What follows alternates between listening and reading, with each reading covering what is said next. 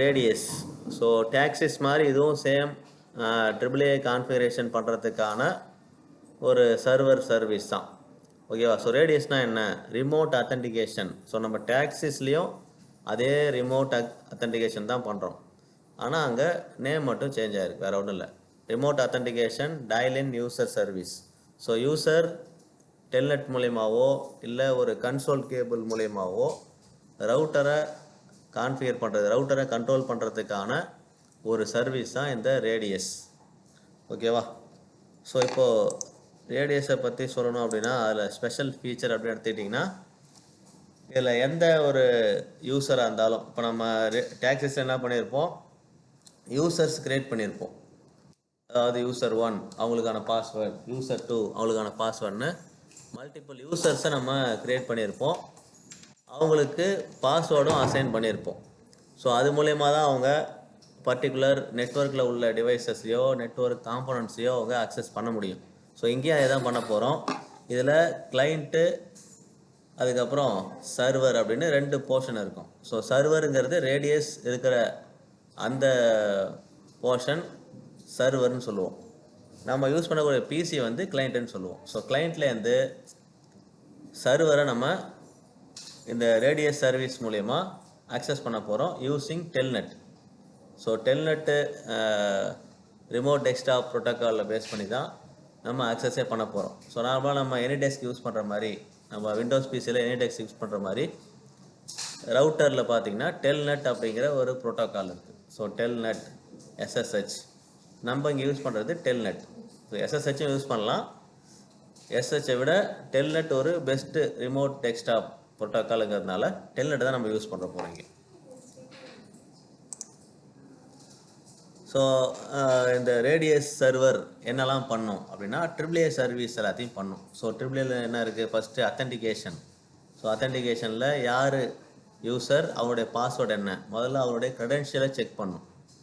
Credential சரியாக இருந்தால் மட்டும்தான் அடுத்தது ஆத்தரைசேஷனுக்கு நெக்ஸ்ட் ஸ்டெப்பை ஃபார்வர்ட் பண்ணும். ஸோ ஆத்தரைசேஷன் என்ன பண்ணும்? இந்த பர்டிகுலர் யூசர் அத்தன்டிகேஷன் பண்ணி பாஸ் ஆன அந்த யூசர் எதை அக்சஸ் பண்ணணும், ஸோ எந்த கமாண்ட் அக்சஸ் பண்ணணுமா, இல்லை அவங்க ரீட் ஒன்லி அக்சஸா, இல்லை எடிட் அக்சஸா, டெலிட் அக்சஸாங்கிறத இந்த யூசர் உள்ளே வந்ததுக்கப்புறம் ஆல்ரெடி அவங்களுக்கான அக்சஸ் என்ன ஃபிக்ஸ் பண்ணி வச்சுருக்கோமோ அதை பேஸ் பண்ணி அவங்களுக்கு ஆத்தரைசேஷன் கொடுக்கும்.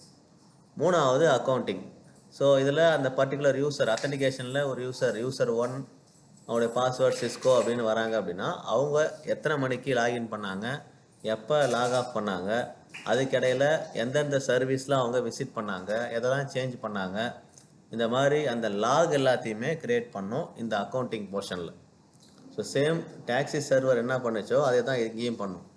முதல்ல லாகின் செக் பண்ணும், அந்த லாகின் பண்ண யூசர் எதை யூஸ் பண்ணணும், எதை கண்ட்ரோல் பண்ணணுங்கிறத டிசைட் பண்ணுவாங்க. ரெண்டாவது ஆத்தரைசேஷனில், மூணாவது அக்கௌண்டிங்கில் அவங்க எங்கெல்லாம் விசிட் பண்ணாங்கன்ற அந்த லாகை க்ரியேட் பண்ணும். ஸோ சேம் டாக்ஸிஸ் பண்ணுற அதே வேலையை தான் ரேடியஸும் பண்ணோம்.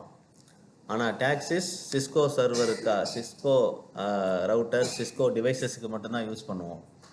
ரேடியஸ் மற்ற எல்லா பிராண்டு ரவுட்டருக்கும் இந்த ரேடியஸ் சர்வீஸை யூஸ் பண்ணுவோம்.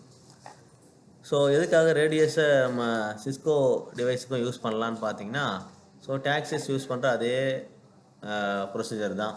ஸோ இது வந்து சென்ட்ரலைஸ்டு யூசர் மேனேஜ்மெண்ட்டுக்காக. ஸோ ஒரு கிளைண்ட்டு பிசிலேருந்து ஒரு ரவுட்டரையோ சுவிட்சையோ நீங்கள் டெல்நெட் ப்ரோட்டோக்காலை யூஸ் பண்ணி அக்சஸ் பண்ணிக்க முடியும், அதை மேனேஜ் பண்ணிக்க முடியும்.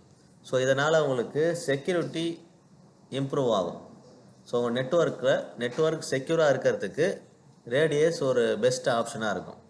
ஸோ நீங்கள் பாஸ்வேர்டே இல்லாமல் ஒரு நெட்வொர்க்குள்ள ரவுட்டரை வச்சுருந்தீங்க அப்படின்னா ரவுட்டரில் ஏதாவது மாடிஃபிகேஷன், ஹேக்கர்ஸ் ஏதாவது மாடிஃபிகேஷன் பண்ணாங்கன்னா மொத்த நெட்வொர்க்குமே கொலாப்ஸ் ஆகிடும். ஸோ ரவுட்டரை தாண்டி தான் உங்களுக்கு லேனுக்கு இன்டர்நெட்டோ இல்லை நெட்வொர்க் கம்யூனிகேஷனோ நடக்கணும்.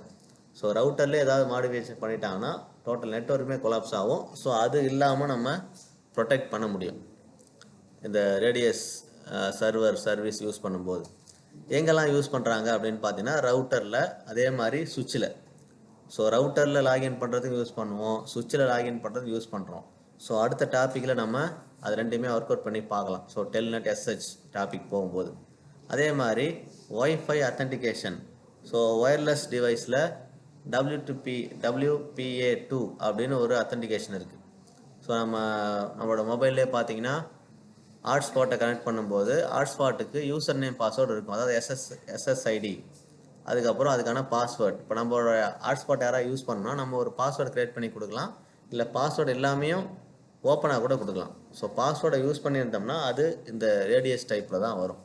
ஸோ ரேடியஸ் டைப் அத்தன்டிகேஷன் தான் அங்கேயும் யூஸ் பண்ணுறாங்க. அதே மாதிரி VPN access, so virtual private network. So VPNலேயும் இந்த டைப் ஆஃப் சர்வர் சர்வீஸ் தான் யூஸ் பண்ணுறாங்க. அதே மாதிரி என்டர்பிரைஸ், ஒரு பெரிய பெரிய கம்பெனிஸில் பார்த்தீங்கன்னா ஒரு க்ளோஸ்டு நெட்வொர்க்காக தான் இருக்கும். அந்த அந்த கம்பெனியோட எம்ப்ளாயீஸ் மட்டும்தான் அந்த பர்டிகுலர் நெட்வொர்க் யூஸ் பண்ணுவாங்க, அவுட் சைடர்ஸ் அதை யூஸ் பண்ண முடியாது. ஸோ அதுக்கும் நம்ம இந்த ரேடியஸ் தான் யூஸ் பண்ணிக்கிறோம். ஸோ ரேடியஸ் யூஸ் பண்ணுறதுக்கும் லோக்கல் அத்தன்டிகேஷன் யூஸ் பண்ணுறதுக்கும் என்ன டிஃப்ரென்ஸ் அப்படின்னு பார்த்தீங்கன்னா, ஸோ யூஸரோட ஸ்டோரேஜை பொறுத்து லோக்கல் யூஸராக இருந்தாங்கன்னா அந்த டிவைஸில் மட்டும்தான் ஸ்டோர் ஆகும். இதுவே ரேடியஸாக இருந்ததுன்னா சர்வரில் ஸ்டோர் ஆகும் அதனுடைய டேட்டாஸ். ஸோ நீங்கள் சர்வர்லேருந்து ஆக்சஸ் பண்ணிக்க முடியும். ஏன்னா சர்வருக்கு நமக்கு ஆக்சஸ் இருக்குது, ரேடியஸில் யூசர் நேம் பாஸ்வேர்டு க்ரியேட் பண்ணியிருப்போம். ஸோ அதுலேருந்து நம்ம ஆக்சஸ் பண்ணிக்குவோம். லோக்கலில் ஸ்டோர் ஆகும்போது லோக்கல் ஸ்டோரேஜ் ரொம்ப ரொம்ப கம்மி. NVRAMனு ஒன்று இருக்கும். ஸோ அந்த NVRAM வந்து அதனுடைய ஸ்டோரேஜோட சைஸு 1 MB 2 MB தான் இருக்கும். ஸோ அதுக்குள்ளே தான் நீங்கள் அந்த ப்ராசஸ் எல்லாத்தையுமே பண்ணி ஆகணும். ஆனால் சர்வரில் அப்படி கிடையாது, ஜிபியில் இருக்கும் அதனுடைய ஸ்டோரேஜ். ஸோ நீங்கள் அதிகமான டேட்டாவை ஸ்டோர் பண்ணிக்கலாம், ப்ராசஸிங் ஸ்பீடு நல்லாயிருக்கும். ஸ்கேலபிலிட்டியை பொறுத்த வரைக்கும் நீங்கள் அதனுடைய ப்ராசஸ் பண்ணும்போது ஸ்டோர் பண்ணக்கூடிய டேட்டாவை கம்மியாகவும் ஸ்டோர் பண்ணலாம், அதிகமாகவும் ஸ்டோர் பண்ணலாம். ஸோ லோக்கல் யூஸராக இருந்தீங்கன்னா கம்மியாக மட்டும்தான் ஸ்டோர் பண்ண முடியும். இதுவே ரேடியஸை பொறுத்த வரைக்கும் நீங்கள் எவ்வளோ வேணாலும், அதாவது ஜிபியில் இருக்கிறதுனால MBயில் இருக்கிறதுக்கும் ஜிபியில் இருக்கிறதுக்கும் வித்தியாசம் இருக்குது. ஸோ லோக்கல் யூஸரில் MBயில் இருக்கும் ஸ்டோரேஜ், ரேடியஸில் பார்த்தீங்கன்னாக்கா சர்வரில் ஜிபியில் இருக்கும். ஸோ ஸ்டோரேஜ் வந்து அதிகம். செக்யூரிட்டியை பொறுத்த வரைக்கும் லோக்கல் யூஸரில் நீங்கள் யூசர் நேம் பாஸ்வேர்டு க்ரியேட் பண்ணியிருந்தா கூட அதை ஈஸியாக ஆக்சஸ் பண்ணிட முடியும். ஆனால் இதுவே ரேடியஸில் நீங்கள் அந்த கான்ஃபிகரேஷனை பிரேக் பண்ணி அதுக்குள்ளே ஒரு ஹேக்கர் வர்றதுக்கான சான்ஸ் ரொம்ப கம்மி. ஏன் அப்படின்னா நம்ம 3 யூசர் நேம் பாஸ்வேர்டு க்ரியேட் பண்ணியிருப்போம். ஸோ எனேபிள் பண்ணுறதுக்கு ஒரு user name password, global configuration மோடுக்கு போகிறதுக்கு ஒரு யூசர் நேம் பாஸ்வேர்ட், ரவுட்டருக்குள்ளே போகிறதுக்கு ஒரு யூசர் நேம் பாஸ்வேர்டுன்னு மல்டிபிள் யூசர் நேம் பாஸ்வேர்டு இருக்கும். அதெல்லாம் ரேடியஸில் நீங்கள் அத்தன்டிகேஷனை பொறுத்த வரைக்கும், செக்யூரிட்டியை பொறுத்த வரைக்கும் ஸ்ட்ராங்காக இருக்குது. ஸோ இங்கே ஹைன்னு கொடுத்துருக்காங்க. அக்கௌண்டிங்கை பொறுத்த வரைக்கும் அந்த ஒரு பர்டிகுலர் யூசர் லாகின் பண்ணுறதோட அந்த டீட்டெயில்ஸ் லோக்கல் யூசரில் ஸ்டோர் ஆகாது, ஏன்னா அதில் மெமரி கிடையாது. இதுவே ரேடியஸில் பார்த்தீங்கன்னா எல்லாமே ஒரு லாகாக க்ரியேட் ஆகும். நீங்கள் ஃப்யூச்சரில் ஏதாவது ரிவ்யூ பண்ணும்போது எடுத்து பார்த்துக்க முடியும். ஸோ யார் அதை லாகின் பண்ணாங்க, எப்போ வந்தாங்க, என்னெல்லாம் பார்த்தாங்க அப்படிங்கிற அந்த டீட்டெயில் நீங்கள் ஒரு லாகாக க்ரியேட் பண்ணி பார்த்துக்க முடியும். ஸோ அந்த ஆப்ஷன் ரேடியஸில் உண்டு.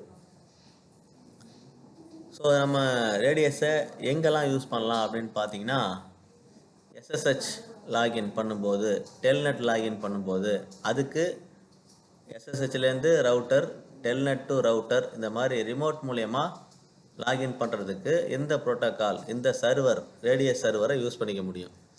ஆல்ரெடி சொன்ன மாதிரி wifi user authentication, VPN user login, அதுக்கப்புறம் இது புதுசு நெட்வொர்க் ஆக்சஸ் கண்ட்ரோல். ஸோ நெட்வொர்க்கில் இருக்கக்கூடிய மற்ற நெட்வொர்க் டிவைசஸை ஆக்சஸ் பண்ணுறதுக்கான கண்ட்ரோல் நம்ம ரேடியஸ் மூலயமா க்ரியேட் பண்ணிக்க முடியும். இப்போ எக்ஸாம்பிளுக்கு ரவுட்டர் ஒரு நெட்வொர்க் டிவைஸ், ரவுட்டரோட கண்ட்ரோலை நம்ம ஒரு கிளைண்ட்டு பிசிலேருந்து கண்ட்ரோல் பண்ண முடியும்.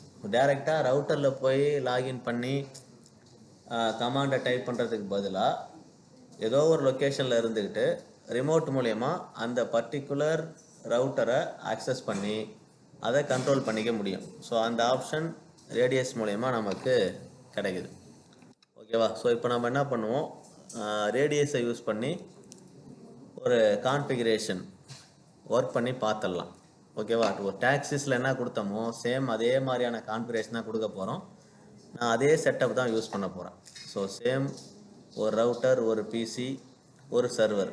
ஸோ சிம்பிளாக ஒரே ஒரு சின்ன நெட்வொர்க் கொடுத்துட்டு அதில் இந்த ரேடியஸ் சர்வரை ஒர்க் பண்ணி பார்க்க போகிறோம். ஸோ கொஞ்சம் பொறுமையாக போகலாம், என்ன ஃபாலோ